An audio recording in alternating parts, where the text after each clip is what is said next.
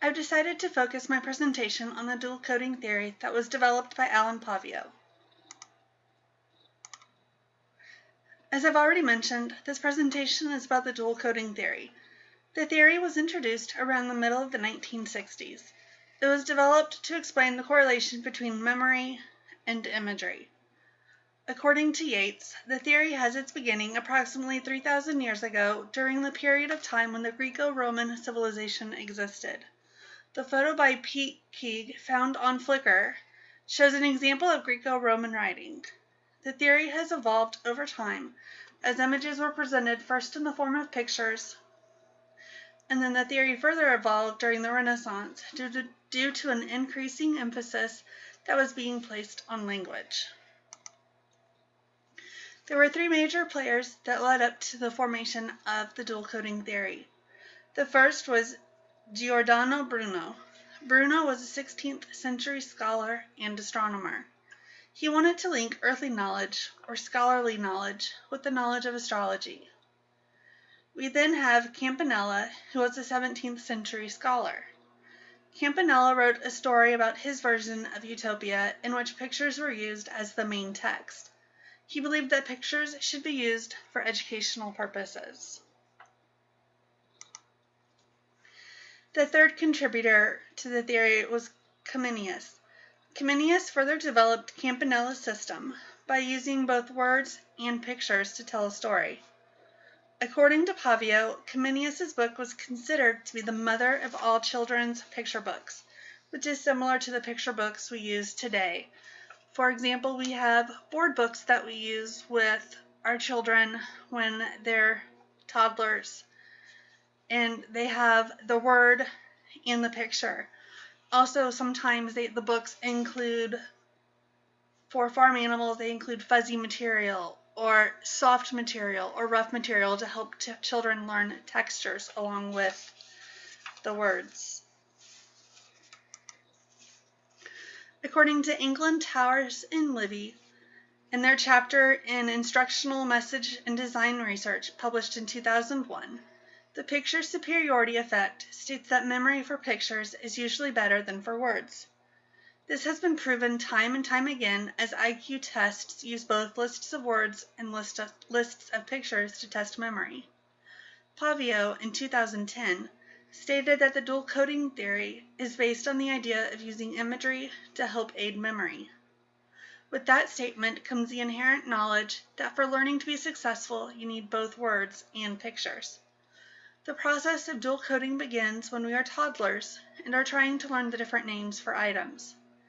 The attention is directed to a specific item, and then we are told the name for that item. For example, we could show a toddler a picture of the dog, and then either say the word dog, or if the child was a little older, around 5 or 6, we could show them the word as well. And I've included a picture of a dog and the word as well, just as a demonstration of that. The theory works as long as we have a visual clue and then either a verbal or non-verbal declaration of what is being shown. According to Pavio, cognition involves the activity of two functionally independent but interconnected multimodal systems. Dual coding emphasizes both verbal and nonverbal knowledge, and our knowledge is considered to be a perceptive mass, which means that the structures continually change. This is demonstrated every time we learn something new. For us to be able to remember new knowledge, it needs to be attached to something in our current long-term memory. For that to happen, our current knowledge is taken out of our long-term memory and moved into our short-term memory. The new information is added to our short-term memory and attached to what is currently being changed.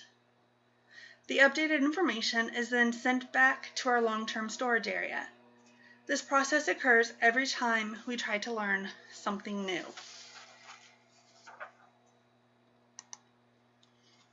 Dual coding theory depends upon the conjecture that items important to each individual are characterized by verbal and nonverbal structures that can change and grow over time and experience. For example, a child may draw a picture of being happy but not know how to verbalize it. As that individual grows, they should be able to process the verbal structure to represent that drawing as, "You make me happy."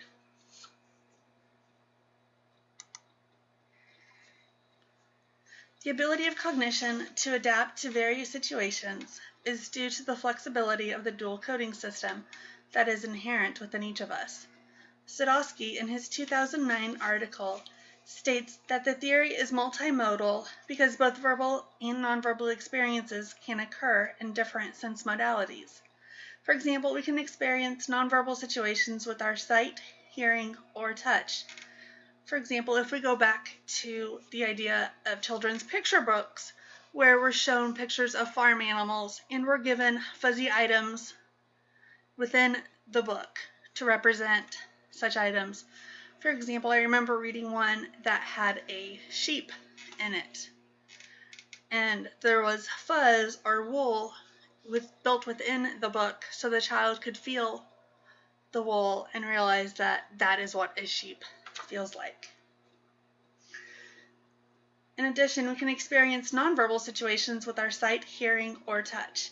If we hear a siren, we can surmise, based on our experience with the dual coding theory, that emergency has occurred somewhere close to us. The theory also takes into account the different experiences and backgrounds that is inherent in all humanity due to the culture in which we grew up. Due to that, dual coding can be considered as a multicultural learning theory. In addition, the theory takes into account all aspects of literacy and comprehension. A great example of the multicultural nature is that for a child in Japan, when he sees a picture or their attention is directed to a specific picture of a house or a specific house or a pagoda, they can be told that's a house. But then a child in Norway could be shown a typical house, a typical Norwegian house, and then they are shown the same, and they are told it's a house. So they're both learning the same word, but the visual is different based on the culture in which they grew up or in which they live. This diagram, found multiple times throughout my research, demonstrates the theory by showing the pathways that connect units within and across systems, and the connections of representational units to stimulus and response systems. For example, the picture of the telephone signifies to us that it is a phone, that it rings, and that we can potentially learn or find out something from the other party that is calling us.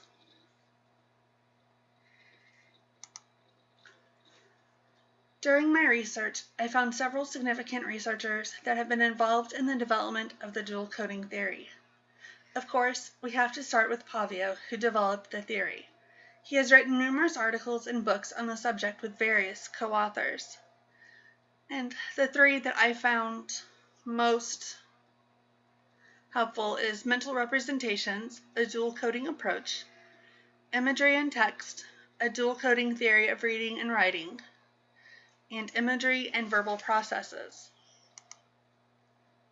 Another significant figure in the dual coding theory is Mark Sadowski. Sadowski has co-authored numerous books and articles with Pavio. For example, Commentary, a Critique of Schema Theory in Reading, and a Dual Coding Alternative, since Sadowski has previous experience as a language arts teacher, and so he has a lot of personal experiences involved with teaching students to read. Lexicons, Context, Events, and Images, Commentary on From the Perspective of Dual Coding Theory, and a dual coding theoretical model of decoding and reading, subsuming the Laberge and Samuels model. The next slide contains a short video explaining the dual coding theory succinctly. The video is found on YouTube and created by 4 Point Limited.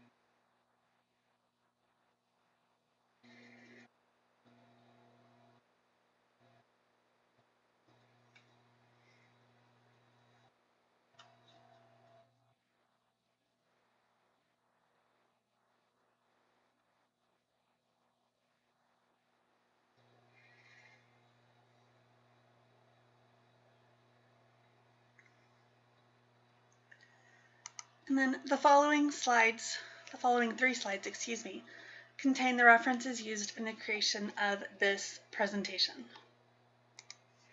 Thank you.